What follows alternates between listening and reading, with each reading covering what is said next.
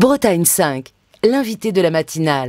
Et ce lundi matin, c'est Manon Gall qui est avec nous. Elle est secrétaire régionale Les Écologistes Bretagne. Elle est venue de Brest exprès pour être avec nous au micro de la matinale et je l'en remercie. Bonjour. Bonjour. Alors on va parler d'Europe, on en parle beaucoup sur l'antenne de Bretagne 5 c'est le moment en cette campagne électorale qui se déroule dans un climat un petit peu tendu, il faut bien le dire aujourd'hui. J'avais envie d'entendre la parole des écologistes autour justement de la politique européenne et jeudi, il y a eu l'expression du président de la République Emmanuel Macron sur l'Europe à la Sorbonne. On a entendu des voix écologistes dire que finalement le président de la République n'avait pas beaucoup parlé d'écologie. Non. Déjà, pour commencer, Emmanuel Macron se positionne comme leader pour les européennes, alors que finalement, il n'a toujours pas de liste constituée. Donc, d'ores et déjà, c'est un petit peu étonnant que ce soit lui qui prenne la parole sur les questions européennes. Mais quoi qu'il en soit, sur le contenu, concrètement, ce qu'on peut retenir, c'est effectivement, il y a beaucoup de choses sur la souveraineté, beaucoup de choses sur une Europe forte, tout ce qui est en relation avec l'armée, etc. Mais pas grand-chose sur l'écologie. Pourtant, il y a 5 ans, aux dernières élections européennes, c'était le maître mot, c'était l'écologie. Et en fait, on voit finalement que les macronistes, ils vont toujours en fonction de là où leur porte le vent. Alors, quand l'écologie, c'est à la mode, l'écologie, c'est numéro 1. Alors que quand on voit qu'il y a un peu un climat où on parle un peu moins d'écologie, alors que le sujet, il est toujours présent, il est même de plus en plus présent. On en parle même dans les flashs météo aujourd'hui, dans les bulletins météo du réchauffement climatique, par exemple. Tout le monde est conscient qu'il y a un réel problème. On a vu, il y a eu énormément de tempêtes, et notamment à Brest, nous, on a vécu plusieurs tempêtes qui ont eu des dégâts considérables sur les bâtiments, sur les exploitations agricoles, sur beaucoup de choses. On a des inondations, des sécheresses, des pics de chaleur. En avril, on a eu un mois d'avril. En fait, tous les mois, on a des pics de chaleur par rapport aux années précédentes. Et pour autant, Emmanuel Macron, ça n'est pas un sujet pour lui. On n'a pas beaucoup parlé, enfin en tout cas le président de la République a beaucoup parlé d'industrialisation, de faire une Europe championne un peu de l'industrialisation, une Europe forte, une Europe souveraine. Est-ce que finalement c'est antinomique avec la cause, je vais parler de cause, la cause de l'environnement? Est-ce qu'on peut faire une Europe industrielle mais à la fois respectueuse de l'environnement? Bien sûr, évidemment. Ce qu'on voit, ce qui manque en réalité énormément, notamment dans le pacte vert européen. Aujourd'hui, on a eu un nouveau jalon pour le pacte vert européen. Tout le monde se gargarise des acquis dans ce domaine-là. Et pourtant, en face, on n'a pas réellement d'argent qui est mis pour vraiment entamer ces transitions. Ce qu'il faut, c'est investir énormément pour justement aller vers plus de transition. Et ça, c'est vecteur de travail, c'est vecteur d'activité. Mais une activité qui soit vertueuse. Et on voit aujourd'hui qu'on coupe dans les budgets. Concrètement, c'est ça qui se passe en Europe, en France. En France, là, dernièrement, étant donné qu'on n'a pas eu des bons résultats au niveau de la croissance française, le premier ministère qui trinque, c'est le ministère de l'Environnement. On a 2,5 milliards d'euros en moins pour le ministère de l'Environnement. Et ce qui est touché, c'est la rénovation thermique des bâtiments. Il faut savoir que c'est 1 milliard en moins sur la rénovation thermique, ce qui correspond à environ 150 000 logements qui ne seront pas rénovés. Ça aurait pu être vecteur d'activité, ça aurait pu être, au-delà de l'activité, évidemment, un confort pour les personnes, des personnes qui sont souvent dans la précarité énergétique. Et concrétrement, on a des paroles, etc. Mais derrière, les actes ne suivent pas, on n'a pas de budget. Et c'est finalement les Français et les Européens, européennes qui trinquent. Avec aujourd'hui une campagne, alors on va parler de la campagne des écologistes qui est conduite par Marie Toussaint. Elle est créditée, Marie Toussaint, de 6 à 8% des intentions de vote. C'est un peu décevant. Alors, ça reste un sondage, je le précise. Voilà. Ça reste un sondage. Le match n'est pas joué, on va dire.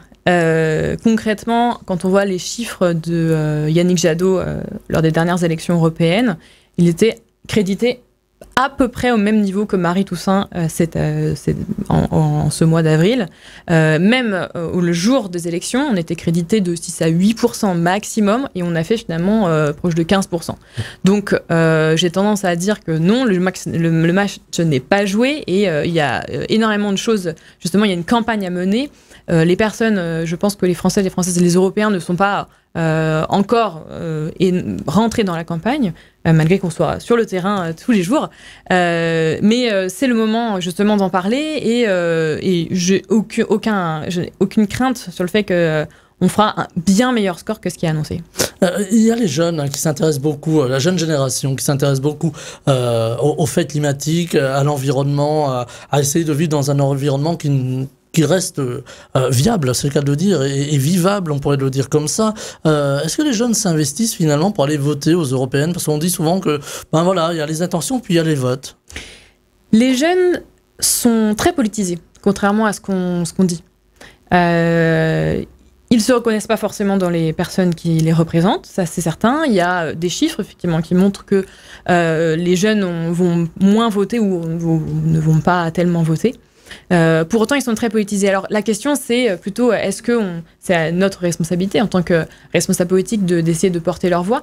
Nous, chez les écologistes, on a à cœur d'avoir des représentants qui représentent aussi la jeunesse. Et ça se ressent aussi dans les personnes qui votent pour les écologistes. C'est souvent, effectivement, nous, notre cœur de cible, on va dire, entre guillemets, c'est les jeunes. Et notamment... si je peux me permettre, on a des Bretons qui sont sur la liste de Marie Toussaint, et notamment Nolwenn Henry, qui est une jeune écologiste élue à Quimper de 25 ans, qui est hyper investie.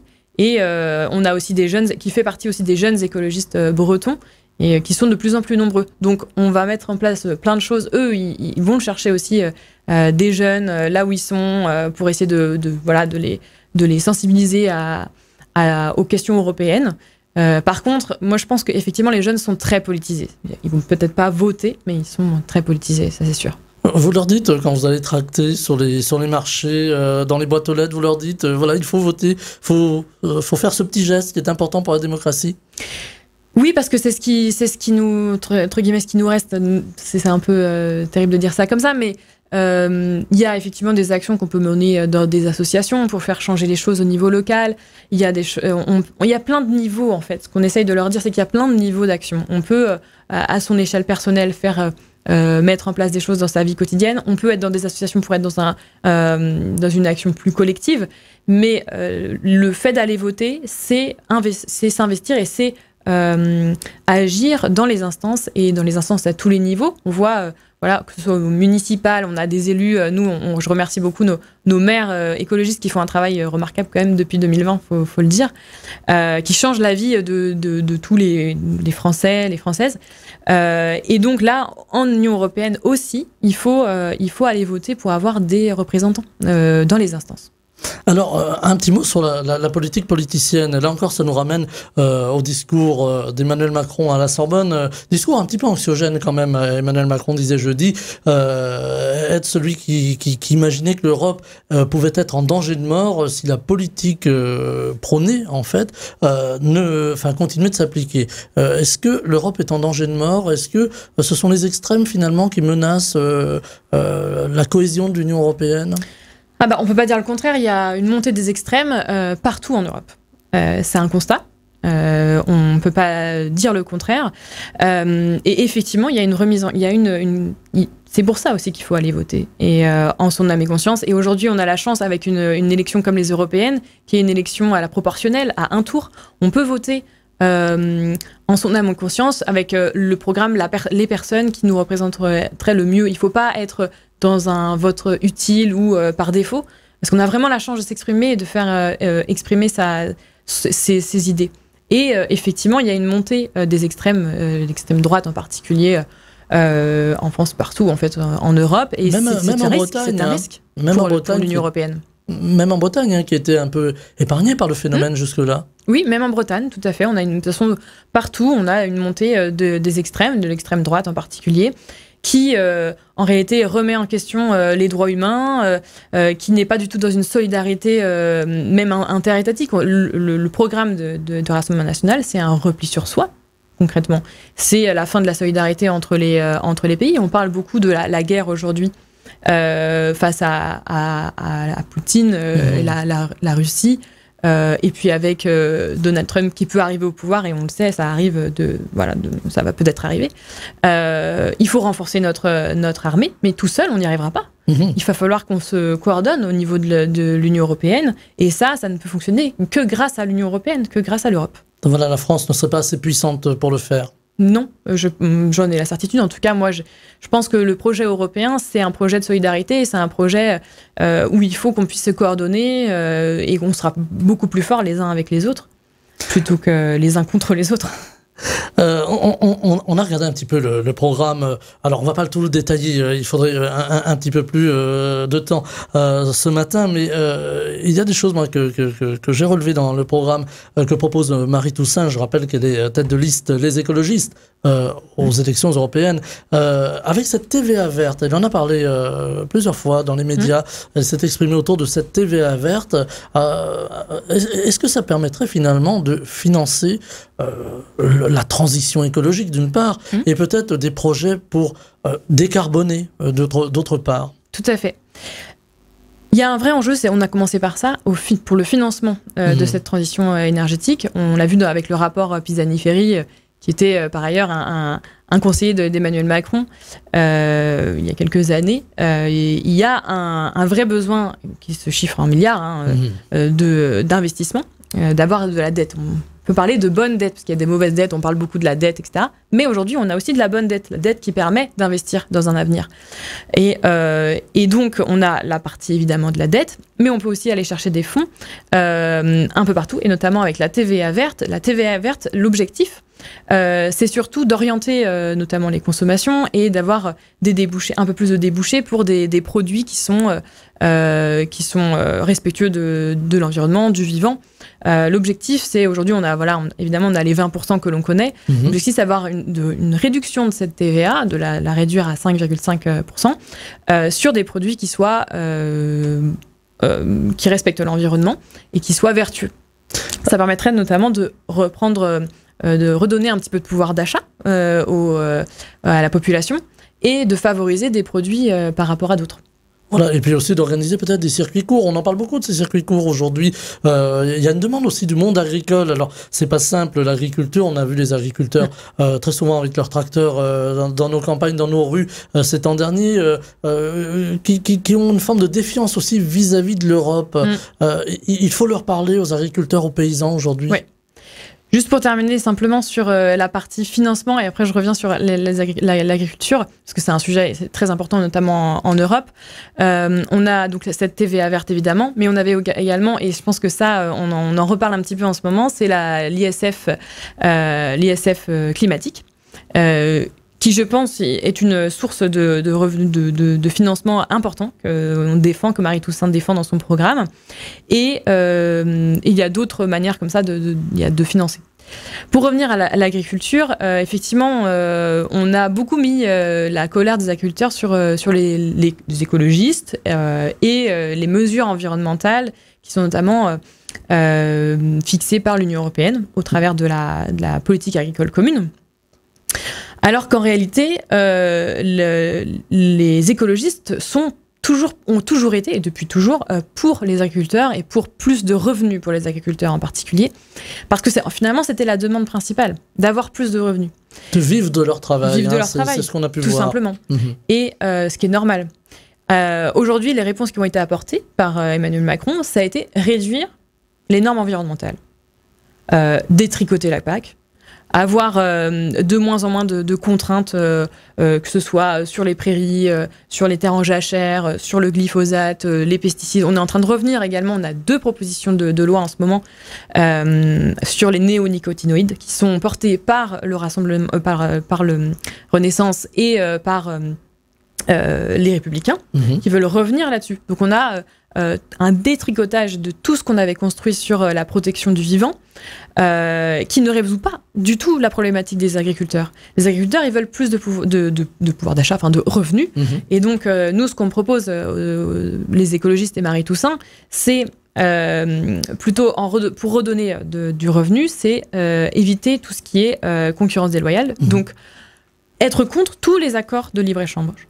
Jusque depuis le départ, nos députés européens, ils ont toujours voté contre tous les accords de libre-échange, ce qui n'a pas été le cas des macronistes, qui ont voté pour la plupart. Là, le dernier, ils sont plutôt contre. Voilà, ils aimeraient avoir un peu profiter un peu le beurre et l'argent du beurre, profiter de certains accords de libre-échange pour bénéficier de prix moins élevés sur certains produits, et puis vendre nos produits... Enfin, en fait, le beurre et l'argent du beurre avec aucune considération écologique ou climatique derrière.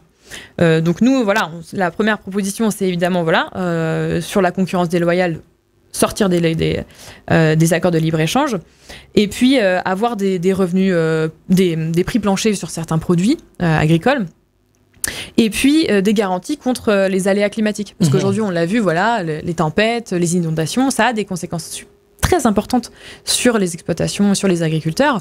Et aujourd'hui, il n'y a rien qui est prévu. Rien du tout. Voilà, donc là, il y a un chantier à conduire, à mener. On parle aussi de changer de modèle. Oui, pardon. Si je peux me permettre un dernier élément, changement de modèle, justement, j'allais rebondir là-dessus. On a, parce que j'en profite pour vendre aussi un petit peu les candidats qui sont, en tout cas, les présenter. On a Gwenaël Floch qui est sur la liste des européennes de Marie Toussaint, qui est un breton qui vient d'Ille-et-Vilaine et qui lui, a son exploitation agricole proche de Rennes. Et qui aujourd'hui a une exploitation qu'on peut appeler petite parce qu'il a 0,5 hectares, donc c'est une petite exploitation, et qui donc ne bénéficie pas de la politique agricole commune, parce que c'est une prime, il faut le savoir, c'est une prime au nombre d'hectares. En parallèle, il recrute 5 personnes. Il y a 5 personnes sur une petite exploitation. C'est absolument pas valorisé. En comparaison, dans le conventionnel, on a en général 1,5 environ emplois sur chaque exploitation. Et donc, il y a un rééquilibrage de la PAC, de la politique agricole commune, à faire. Voilà, rééquilibrage.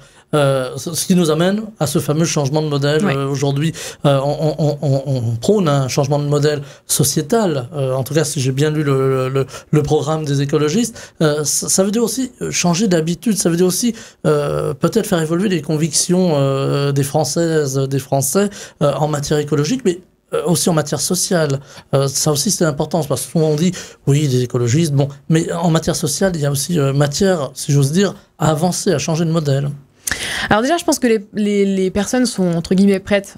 Il n'y a pas de changement de comportement, de conviction, je ne pense pas. Ce qui manque, c'est évidemment les moyens pour changer et pour justement respecter leurs convictions, parce que je pense que les Français et les Françaises, ils ont envie de manger bien, ils ont envie de consommer local. Ce qui manque, c'est plutôt qu'on les aide à le faire. Oui, parce que c'est pas toujours évident, les fins de mois sont pas toujours faciles. Complètement. Et c'est pas toujours évident de manger bio, de bien manger simplement. Voilà. Mais en fait, quand une politique écologiste, elle est jamais mieux faite que par les écologistes. Concrètement, pour avoir une politique écologiste, si on met en place une politique écologiste qui n'est pas faite par les écologistes, en général, c'est une catastrophe, parce que, comme on le voit actuellement, l'écologie n'est pas du tout au centre de certaines propositions. Et puis un jour, on se réveille, et bam, on met une taxe, on fait de l'écologie punitive, mais c'est parce qu'on s'en est jamais préoccupé jusqu'à présent.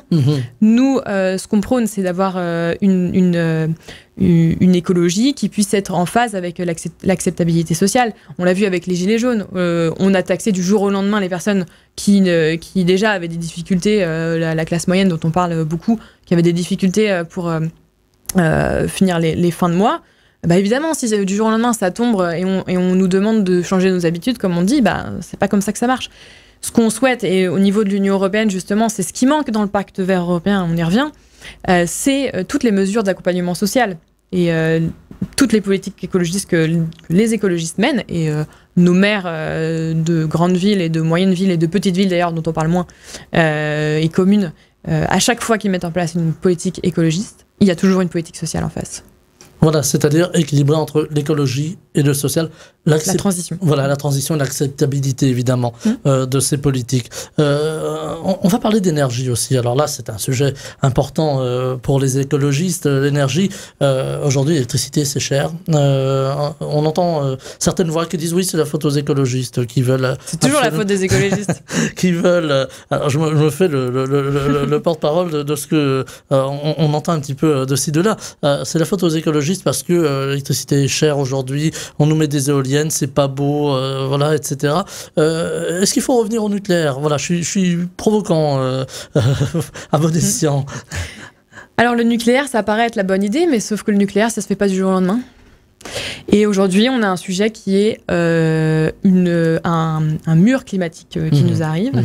Aujourd'hui, il faut prendre les choses en main et rapidement, avant que ce soit encore plus une catastrophe que celle-là aujourd'hui.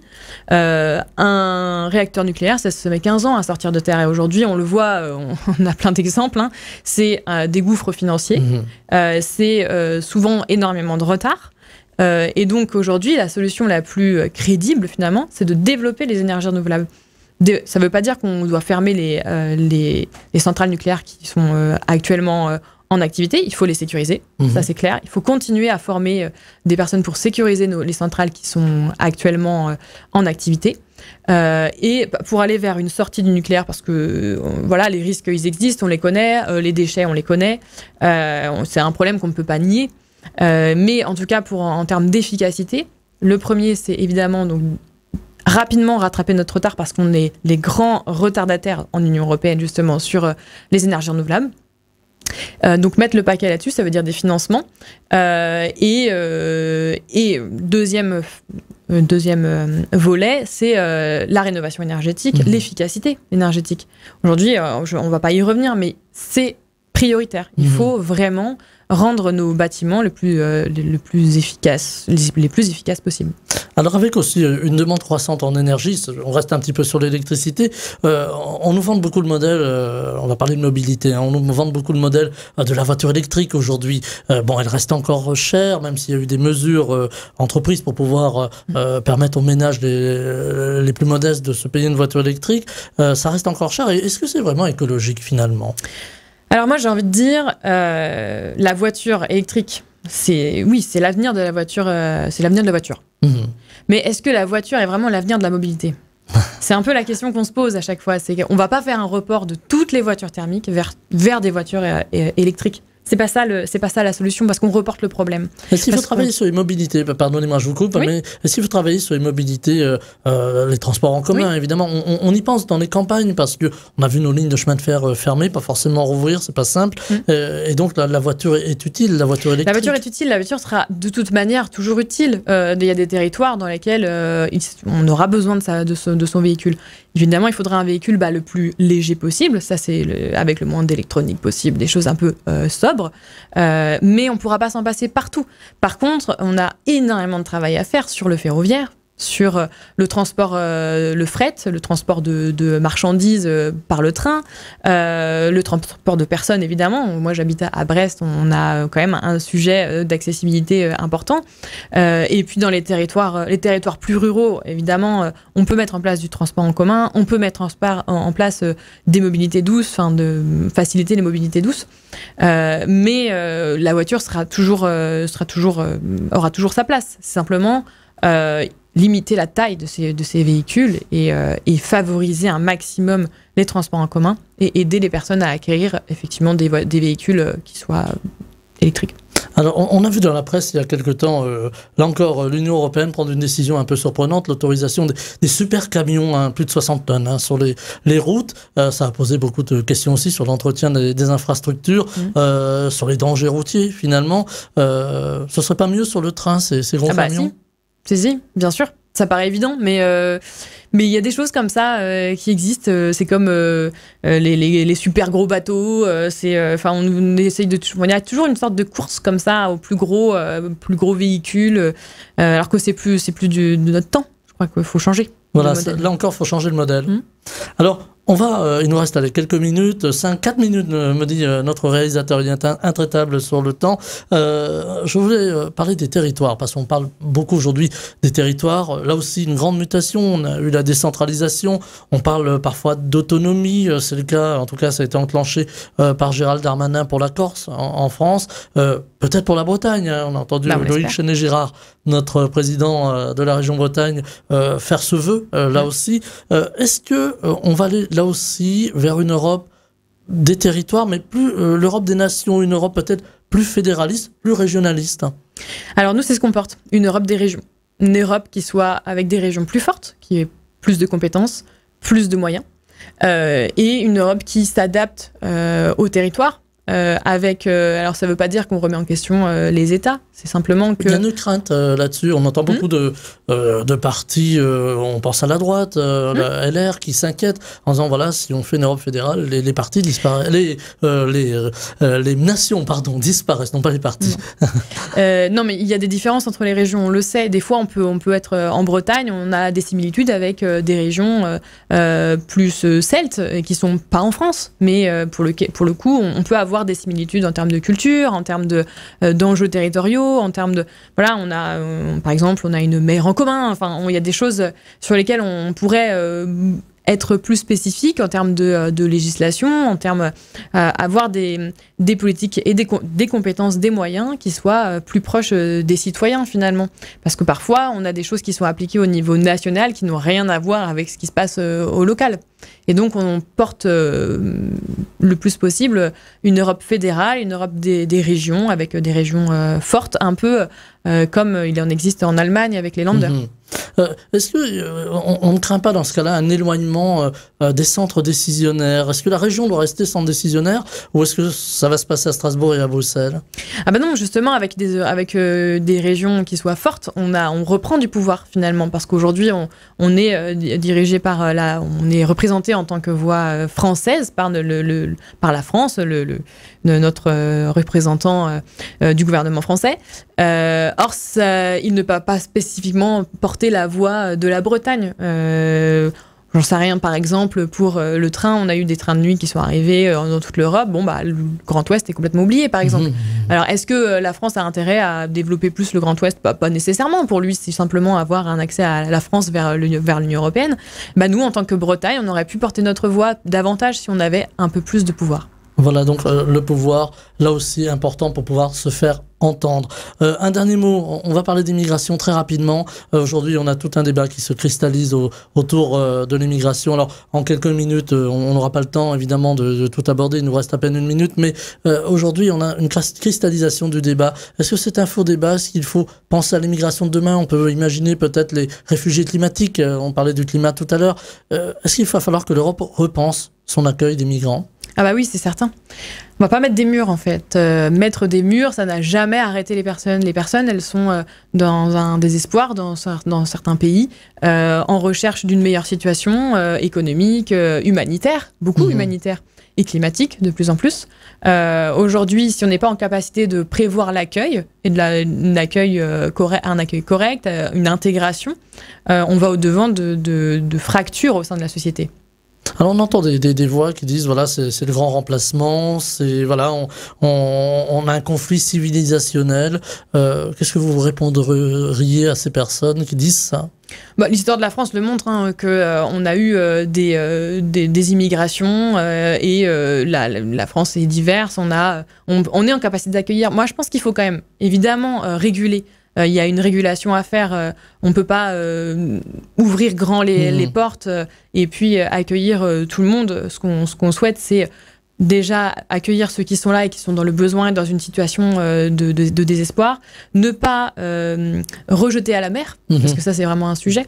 Les personnes qui viennent par bateau, par des voies illégales, parce qu'il y a un sujet humanitaire qui est gravissime. Et puis, surtout, ce qu'on soutient énormément, c'est l'aide des pays qu'on dit en développement, entre guillemets, pour justement améliorer leur situation, leur redonner les capacités d'accueil, de maintenir les personnes qui vivent dans leur pays de manière correcte. Voilà, la coopération, l'aide. La coopération. Voilà, c'est là-dessus qu'on va se quitter. Manon Gall, secrétaire régionale, les écologistes de Bretagne. Merci infiniment d'avoir été avec nous ce lundi matin en direct au micro de la matinale. Je vous souhaite une très belle journée. Merci à vous aussi. Bretagne 5, Stéphane Hamon, le 7-9.